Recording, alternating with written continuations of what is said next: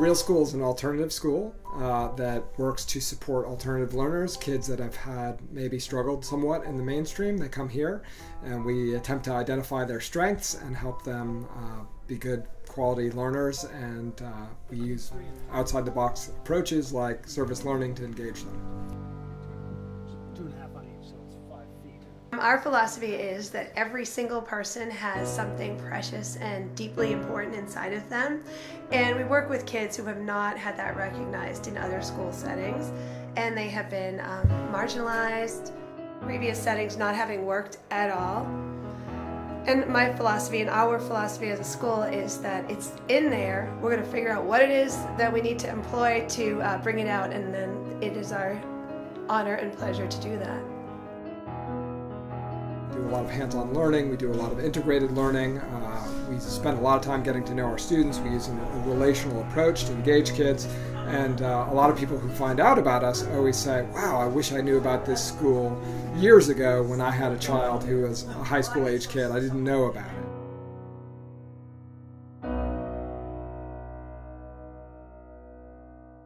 You ready? I'm filming, dude. He's gonna shave his beard, man. All right, so Brennan here had a goal to set 100 points. He achieved this goal in he achieved this goal in about 2 weeks. Got 100 points, and his goal is he gets to shave my beard after he got 100 points. So here we go. Dude, it's supposed to keep you warm. I'm just shaving it. You want me to? Okay. I can do it. Everyone else wants to do it. Yeah. You need to leave the sideburns. Do it. Leave the sideburns. Ted, he just pulled that out of your face. Oh, looks like you might have just pulled it out of your face. I'm just gonna take this off just to. You have your trimmer? Everyone's put parts doing it. I gotta finish it. You gotta do it? I gotta finish it. You gotta put some oil on there. Yeah.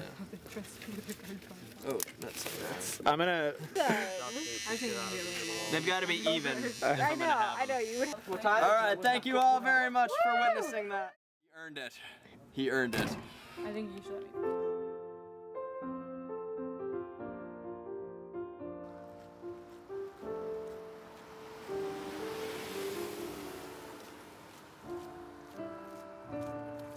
I'm 17 years old and I've been at the REAL School for 2 years. I came to the REAL School because I dropped out sophomore year for about 4 months because of just not doing so well, not getting up to go to school, not having any motivation, and a lot of alcohol and drugs. So, yeah. I am Cam Berry, and I'm a junior. Around my old school, it was very controlling. Pretty much what I didn't like about it. I got in quite a bit of trouble at my school.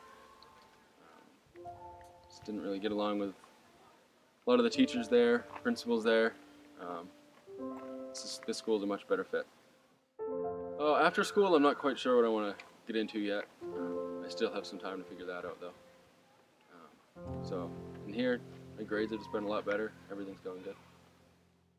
I would say that our kids do a great job when presented with these hands-on opportunities. I feel our students do a great job with the hands-on learning. I feel that they enjoy the sense of accomplishment that comes with that sort of learning, that you're able to see the problem, come up with a solution, and then work towards that solution. And go out into the community and do real important work that needs to be done in the communities. And I think that students sense that there's a difference between filling out dry paperwork and going into the community and engaging in real projects. And I think that's a more effective approach, and we can do that here quite easily. Well, this year in particular is a year of huge transition for our school because we've started with our 13 now, I guess, new AmeriCorps volunteers who are helping in every classroom so that we can logistically manage the great activity of having fully integrated service learning. And so any year would be particularly, I think an outsider would find any year extremely interesting here at our school, but this is a big transition for all of us. so far so good. All right, so what is service learning and why do we do it? Service learning is, I guess when we're, how do we describe it? Service learning is a way of teaching. It's a way of connecting the educational outcomes that we want for young people in the state with the needs that the community has. It takes things that might not seem relevant and gives you a chance to apply them to a real world problem and understand that they are useful. And it also gives you a chance to integrate different pieces of your learning. You could take science and you can take your history and you can take several other things and pull them all together and see how they work together, which is when you get out in the work world, the way it actually goes. I think for most students, it's less boring. You know, if we talk to people that have dropped out of school, about 3/4 of them say that the main reason that they left school was because they were bored. And if you take that same group of people, about half of them say that solving real-world problems and doing service learning type work would be much more interesting.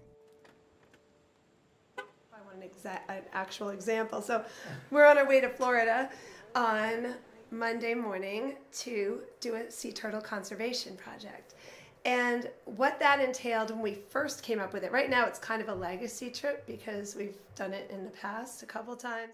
The students read about sea turtles being released from University of New England, and we were like, wow, they got sea turtles in University of New England, and we can go watch the release.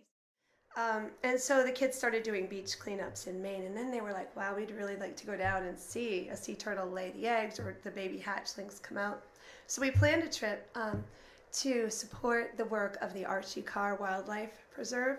And so we've gone down other years, and we're going this year. We'll clean the beaches, we'll get some educational presentations from the conservation workers there. And then we will, hopefully, we don't know for sure, but we think on the last day of our trip, we're going on a beach walk with a person whose job it is to sort of excavate the abandoned or only partially hatched nests so that we can potentially shepherd a few little baby hatchling turtles into the ocean, get the seagulls away and the crabs away so they make it at least that far on their journeys.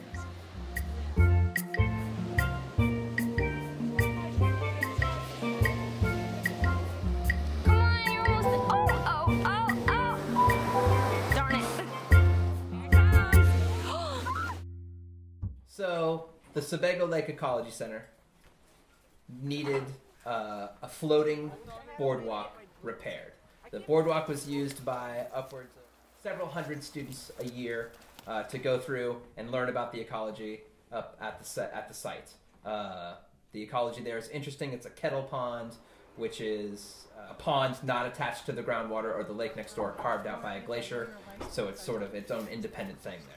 The director, the naturalist at the site, had connections with the REAL School in the past, and therefore called us over the summer to see if we'd be interested in working to repair the floating. We see progress being done every day. We see the walkway get pulled apart. We came up with a solution for how to repair it, began work on repairing it, and have repaired a couple of sections of it so far. And they do get an opportunity to try and be successful, or even try and fail at designing their own ways to solve the problem that we had out there. And so far we've haven't had failures much with it yet, just success.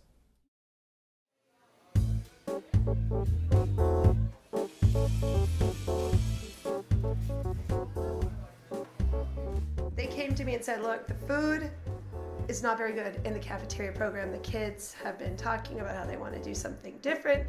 We'd like to grow the food here on the island, and we'd like to plan the meals and serve them. They pulled it off beautifully. So now we've got a whole cohort of students who built a hoop house. We have year-round greens for our salad bar, and a summer garden, 2 summer gardens where there are tomatoes and other kinds of summer produce that are being used every day in the kitchen. We have a group of students who plan the meals in the cafeteria, prepare them, and serve them to their fellow students and to the entire staff and students at the Baxter School for the Deaf.